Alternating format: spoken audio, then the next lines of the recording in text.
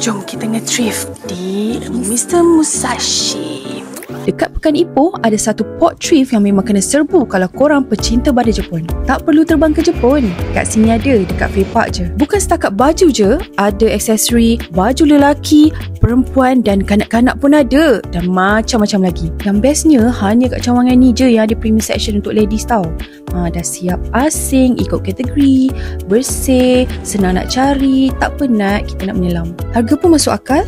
Baju biasa dari RM7, premium pun around RM29 to RM49 je. Setiap hari stok baru masuk. Jadi tiap kali datang mesti jumpa barang baru. So special kali ni ada promo untuk korang Grab. Dari tarikh 10 sampai 20 Mei, korang boleh pergi ke seluruh outlet Mr. Musashi. First ke Munting Taiping, Press 15 Putrajaya dan Fepak. Untuk promosi ni ada diskaun 20% untuk pakaian wanita. Boleh beli 5 helai, campurlah blouse, dress, jeans, semua pun boleh. Tapi bukan untuk premium section ya.